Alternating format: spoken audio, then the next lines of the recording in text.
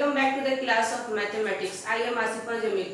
Last class हम लोग class 10th का पॉलिनोमियल चैप्टर हम लोग पूरी तरह से कंप्लीट कर लिए थे। एनसीईआरटी यानी 3 दिन में हम लोग को पॉलिनोमियल चैप्टर हम लोग का कंप्लीट हो गया। क्लियर। आज हम लोग 4 डे में एंटर कर गए और 4 डे में आज हम लोग पढ़ेंगे, स्टार्ट करेंगे next chapter is chapter 3 linear equation in 2 variable. Clear. तो लीनियर इक्वेशन इन 2 वेरिएबल हम लोग पढ़ चुके हैं। क्या होता है पहले linear equation in 2 variable? Linear equation in 2 variable. सबसे पहले यहाँ पे समझना है लीनियर मींस होता है हाईएस्ट पावर 1 और वेरिएबल कितना लगा हुआ है? 2 वेरिएबल लगा हुआ है। तो लीनियर इक्वेशन इन 2 वेरिएबल का स्टैंडर्ड फॉर्म क्या हो जाएगा तुम्हारा? ax plus by plus c is equal to 0। a और b का value not equals to 0। a और b का वैल्यू 0 नहीं होना चाहिए, c तुम्हारा 0 हो सकता है मे बी। क्लियर। तो यहाँ पर देखो अगर a का वैल्यू 0 हो जाता है तो यहाँ पर a क्या होगा? किसी भी नंबर से 0 से किसी भी नंबर को, चाहे वो कांस्टेंट हो चाहे वो वेरिएबल हो, अगर हम लोग मल्टीप्लाई करेंगे तो ये नंबर पूरा क्या हो जाएगा? 0 हो जाएगा। तो ये नंबर तुम्हारा क्या हो जाएगा? इसके हट जाएगा। तो बचा क्या तुम्हारा? by plus c। कितना वेरिएबल बचा? सिर्फ एक वेरिएबल बचा। इसको हम लोग क्या बोलेंगे? लीनियर इक्वेशन इन 1 वेरिएबल। क्लियर। और हम लोग पढ़ क्या रहे? Linear equation in 2 variable. a और b का वैल्यू 0 नहीं होना चाहिए। अगर a 0 हो जाएगा तो लीनियर इक्वेशन इन 1 वेरिएबल बचेगा। अगर b 0 हो जाएगा तो लीनियर इक्वेशन इन 1 वेरिएबल बचेगा।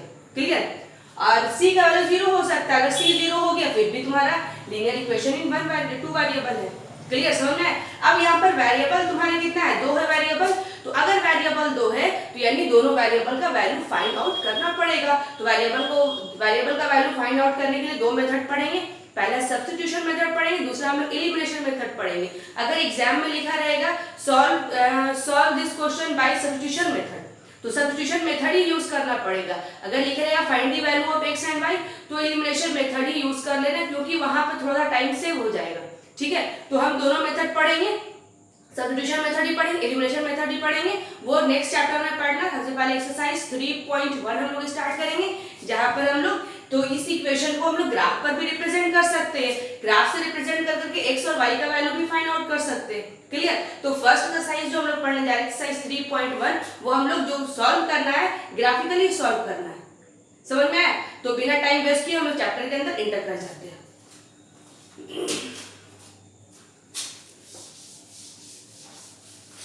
एक्सरसाइज हम लोग पढ़ रहे एक्सरसाइज 3.1 एनसीईआरटी, ये स्टार्ट कर रहे हैं। ठीक है। क्वेश्चन नंबर फर्स्ट देख लेते हैं क्या है। क्वेश्चन नंबर फर्स्ट तुम्हारा क्या बोल रहा है? Aftab tales his daughter 7 years ago I was 7 times as old as you were then. Also 3 years from now I shall be 3 times as old as you will be. Represent this situation algebraically and graphically। दोनों से solve करना है। algebraically भी solve करना और graphically भी solve करना है। क्लियर। यानी algebraically यानी हम लोग क्या कर सकते हैं? पहले इसको इक्वेशन के फॉर्म में डालो, इक्वेशन फॉर्म में डालने के बाद उसको सॉल्व करो। ठीक है। तो यहाँ पर हम लोग 2 मेथड पढ़ेंगे, तो वहां आगे बताएंगे। पहले यहाँ पर समझ लो। पहला तुम्हारा बोल रहा है आफ्ताब जो है, Aftab tales his daughter 7 years ago 7 साल पहले I was 7 times as old as you। यानी आफ्ताब जो है अपनी डॉटर से अब 7 times old 7 साल पहले यानी 7 years ago की पहले की बात कर रहा है। तो अगर हम मान लेते कि डॉक्टर का एज x है, क्या मान लेते हैं हम लोग? Let the doctor age be x। Let the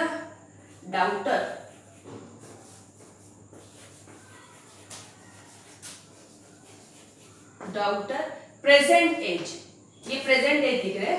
doctor present age be x year हम लोग मान लिए। क्या मान लिए? x year.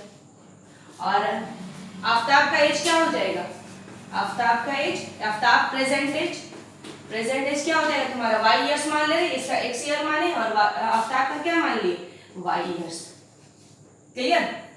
अब यहाँ पर बोल रहा है ये प्रेजेंट एज, लेकिन क्वेश्चन में जो बोल रहा है 7 years ago, तो 7 years ago 7 साल पहले। तो अगर मान लो कि तुम्हारा एज अगर मान लो 15 years है, तो 7 साल पहले तुम्हारा एज कितना होगा 15 माइनस 7। अगर मान लो तुम्हारा अभी तुम्हारा एज अगर 14 ईयर्स है तो 7 ईयर्स पहले तुम्हारा कितना होगा 14 माइनस 7। तो अभी तुम्हारा एज अगर x ईयर है तो 7 साल पहले कितना हो जाएगा x माइनस 7। क्लियर। तो 7 साल पहले डॉक्टर का एज कितना हो जाएगा 7 ईयर्स अगो। डॉक्टर का एज क्या हो जाएगा बोलो। क्या अभी x ईयर है तो क्या हो जाएगा x माइनस 7 ईयर। और आफ्ताब यानी उसके फादर का जो एज है वो क्या हो जाएगा 7 साल पहले y माइनस 7। अब एज पर क्वेश्चन तुम्हारा क्या बोला, एज पर क्वेश्चन तुम्हारा ये बोल रहा है कि I was 7 times as old as you, यानी आफ्ताब जो बोल रहा है I was 7 times as old as you, यानी 7 into डॉक्टर।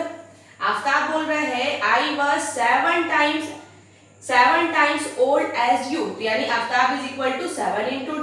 तो आफ्ताब यानी 7 साल पहले की बात कर रहा है। तो 7 साल पहले डॉक्टर का एज कितना है तुम्हारा x माइनस 7 और आफ्ताब का एज कितना है y माइनस 7। तो आफ्ताब की जगह पे क्या पुट करूं y minus 7 equals to 7 into doctor का एज x माइनस 7। ये क्या हो जाएगा y minus 7 is equal to ये इससे भी मल्टीप्लाई होगा ये इससे भी मल्टीप्लाई होगा दैट इज 7x माइनस 49। तो y माइनस 7 प्लस 49 इसको उठा के इधर ले आ रहे हैं हम लोग लेफ्ट साइड और 7x माइनस y। तो ये तुम्हारा क्या हो जाएगा 42 हो जाएगा ना 42। तो 7x minus y is equal to 42। ये इक्वेशन तुम्हारा फर्स्ट।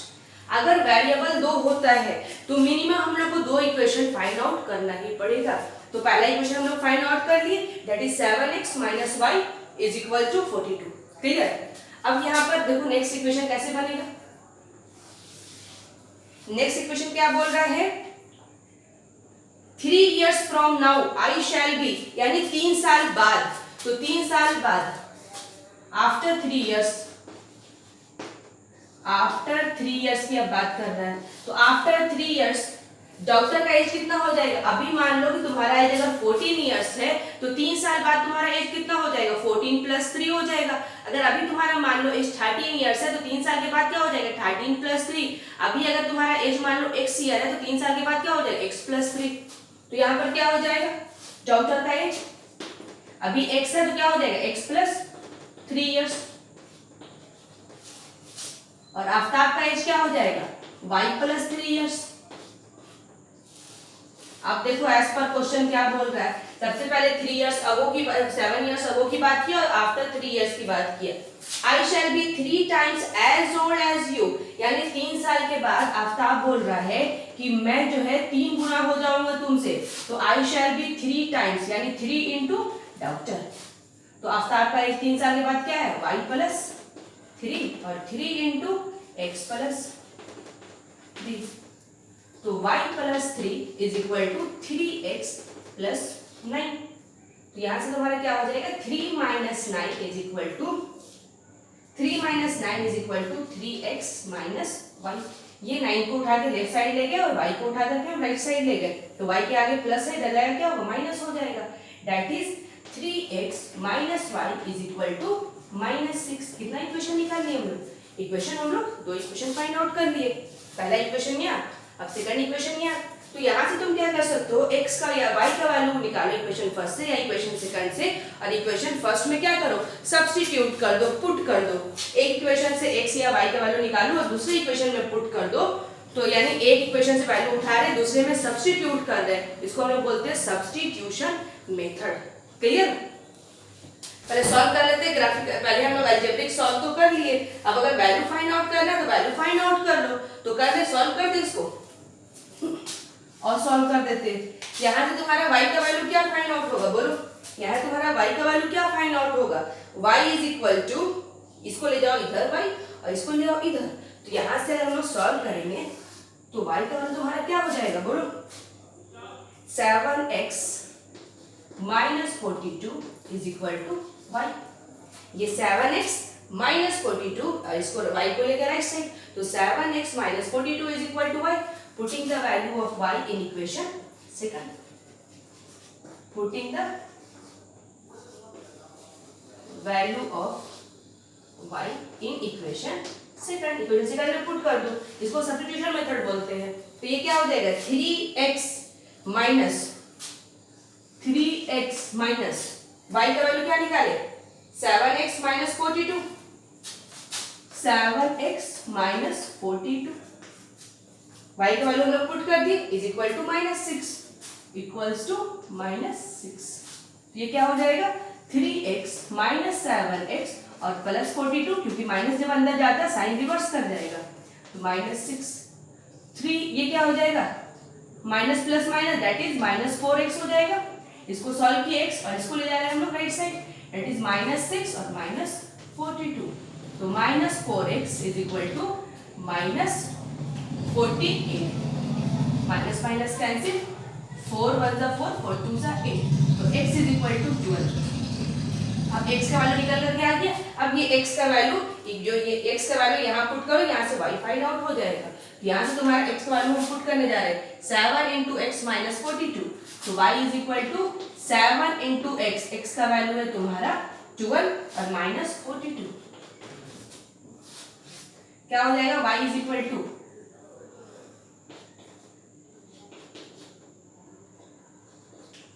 84 minus 42, तो y is equal to 42 years.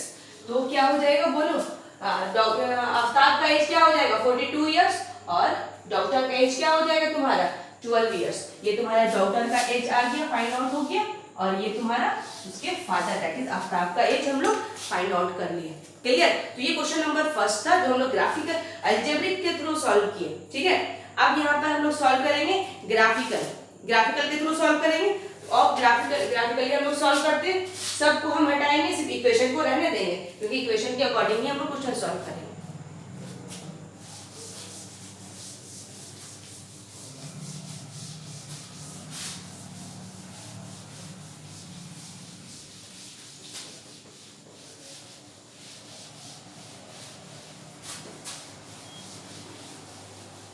Equation को ऊपर ले देते हैं। इक्वेशन क्या है 7x minus y, 7x minus y is equal to 42, ये इक्वेशन फर्स्ट है। इक्वेशन सेकंड है तुम्हारा 3x minus y, 3x minus y is equal to -6, ये इक्वेशन तुम्हारा सेकंड है।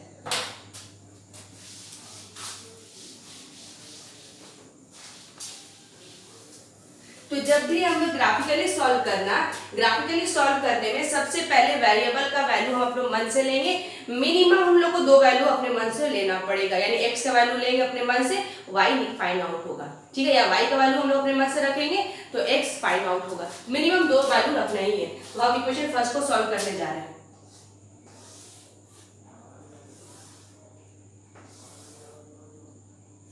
हम 2 वैल्यू ले रहे हैं सिर्फ, ये x और ये y।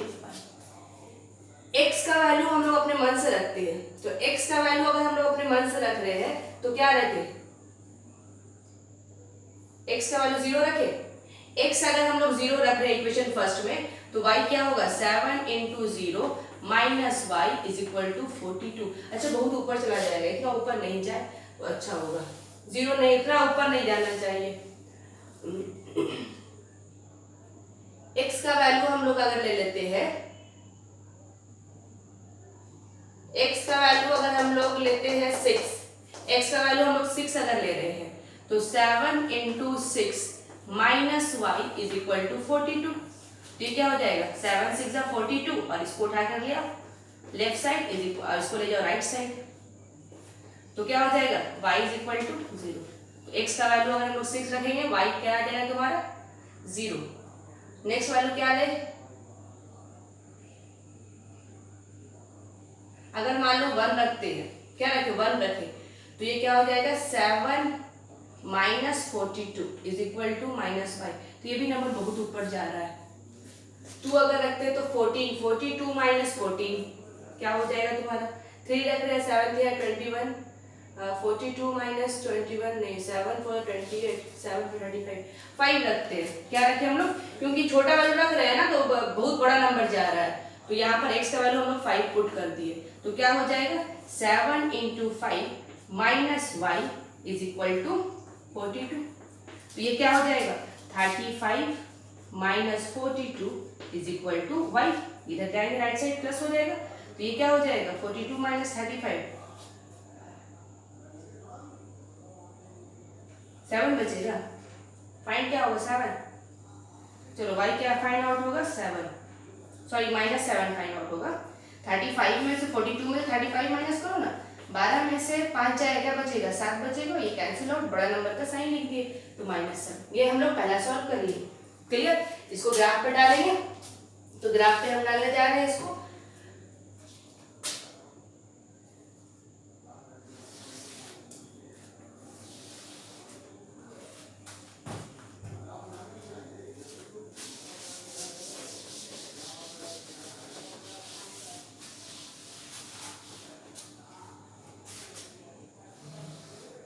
ये है तुम्हारा x एक्सिस और ये है y एक्सिस।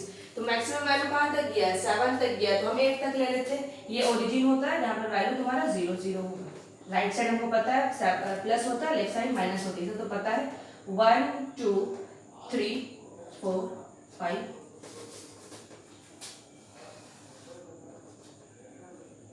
6 7 8 1 2 3 4 5 6 7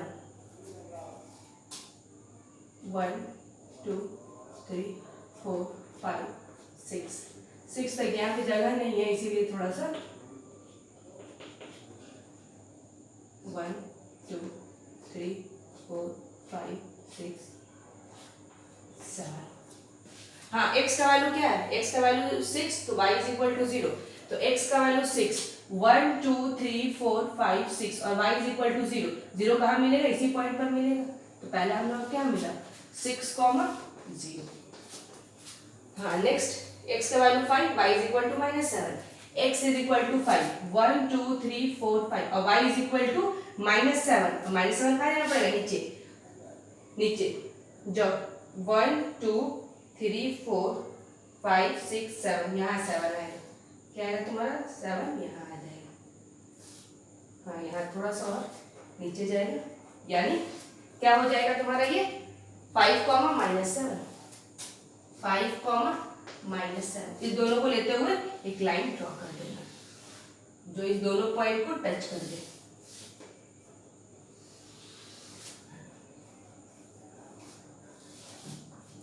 क्लियर। ये जो तुम्हारा पहला ग्राफ हम लोग का फाइंड आउट हो गया। थोड़ा सा ग्राफ इधर तुम लोग के पास ग्राफ पेपर होगा ना तो एक क्लियर दिखेगा वहां पर। ठीक है। अब सेम इसका सेम वही काम करना, इसका भी क्या लेना, दो वैल्यू उठाना, दो वैल्यू इसका भी लेना, x लेना y लेना, x का वैल्यू अपने मन से पुट करना। x इज इक्वल टू अगर हम लोग 0 लेते हैं या x इज इक्वल टू -1 लेते हैं, x इज इक्वल टू क्या ले -1, तो यहाँ से क्या हो जाएगा 3 into -1 plus y is equal to -6। तो ये क्या हो जाएगा -3, इसको उठा के इधर ले आओ, +6 इज इक्वल टू y। तो y इज इक्वल टू क्या फाइंड आउट हुआ 3 फाइंड आउट हुआ। सेम यहाँ पर रखना, यहाँ वैल्यू फाइंड आउट हो जाएगा। तो इसी पर ग्राफ ड्रॉ कर लेना। क्लियर, समझ में आ गया। इसी पे जैसे हम लोग पहला ग्राफ ड्रॉ किए ना, सिमिलरली इसका भी ग्राफ इस तरह से ड्रॉ होगा। ठीक है, ये क्वेश्चन नंबर फर्स्ट था। क्वेश्चन नंबर सेकंड क्या बोल रहा है, the coach of a cricket team buys 3 bats and 6 ball for ₹3900. Later she buy another bats and 3 more ball of the same kind for ₹1300. Represent this situation algebraically and geometrically. यानी algebraically भी solve करना। algebraically कहने का मतलब है सिर्फ इस format में छोड़ दो। ठीक है, वैल्यू फाइंड आउट नहीं करो, सिर्फ इस फॉर्मेट में छोड़ दो। और ग्राफिकली जैसे हम लोग सॉल्व किए ग्राफिकली सॉल्व करो। ठीक है, तो देख लो कैसे करते हैं, क्वेश्चन में आएगा।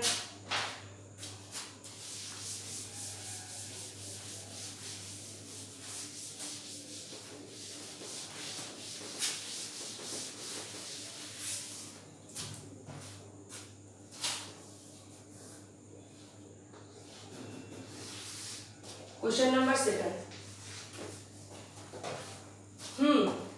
Coach of cricket team buys 3 bats. यानी अगर मान लेते हैं कॉस्ट ऑफ 1 बैट्स का दाम, कॉस्ट ऑफ 1 बैट्स का दाम अगर हम लोग y मान लेते हैं, क्या मान ले y, और कॉस्ट ऑफ वन बॉल का दाम क्या मान ले, x मान ले, या इसका x मान लेते इसको y मान लेते, x और y मान लिए, ठीक है।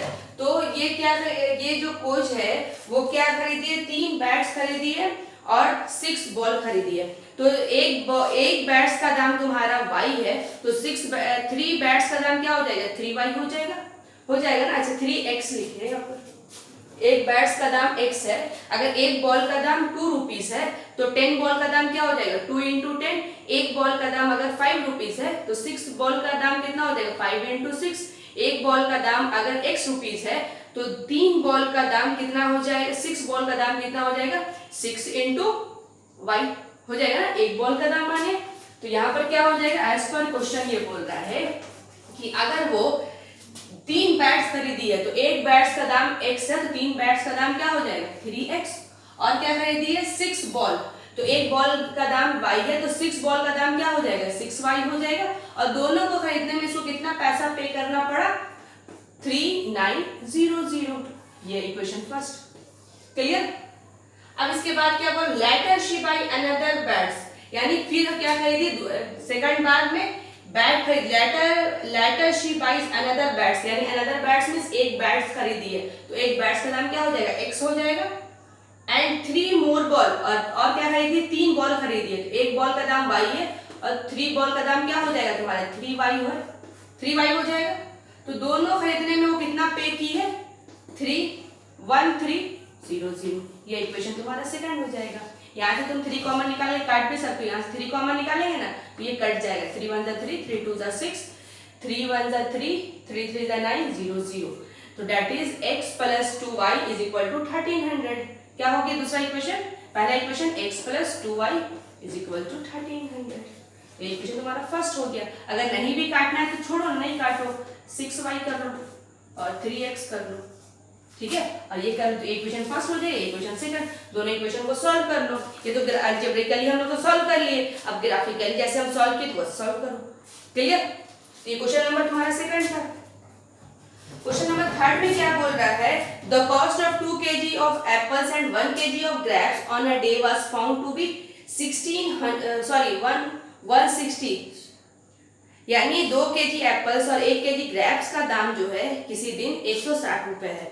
आफ्टर द मंथ, एक महीने के बाद जो है, cost of 4 kg of apples and 2 kg of grapes is ₹13, clear. तो मान लेते हैं कि 1 kg एप्पल्स का दाम जो है x रुपीस है, क्या मान लेते हैं। क्वेश्चन नंबर ये तुम्हारा क्या है, थर्ड है, क्वेश्चन नंबर थर्ड।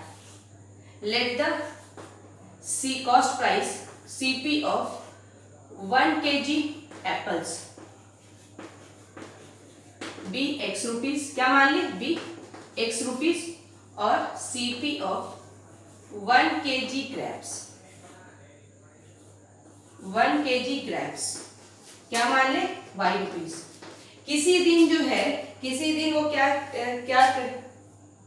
किसी दिन जो है 2 kg एप्पल और 1 kg ग्रेप्स का दाम जो है 160 रुपए लगा, यानी as per question 1 kg Apple का दाम x है, 2 kg एप्पल का दाम क्या हो जाएगा, 2x प्लस, और 1 kg ग्रेप्स का दाम y है, तो 1 kg ग्रेप्स का दाम क्या होगा, y ही होगा। वो कितने का मिला, 160 रुपीज। इक्वेशन फर्स्ट हो गया। नेक्स्ट बोल रहा है एक महीने के बाद 4 kg एप्पल्स, तो 4 kg एप्पल क्या है, तो 4x और plus 2 kg grapes 2y equals to कितना पे करना पड़ा, 300 पे करना पड़ा, इज इक्वल टू 300 के इक्वेशन सेकंड। तो ये तुम्हारा सॉल्व भी कर सकते हैं, तब या हम लोग ग्राफिकली भी उसको डाल सकते हैं, समझ में आया। तो ये क्वेश्चन नंबर थर्ड था। और एक्सरसाइज 3.1 हम लोग का यहाँ पर कंप्लीट होता है। एक्सरसाइज 3.1 कंप्लीट करो विद एग्जांपल। नेक्स्ट क्लास में हम लोग एक्सरसाइज 3.2 पर एंटर करें, ठीक है। तो ज्यादा से ज्यादा इस वीडियो को शेयर कर दो, जितना ज्यादा स्टूडेंट के पास पहुंच जाए वो उनके लिए क्या हो, थोड़ा प्रॉफिट हो जाए, ठीक है। चलो, थैंक यू।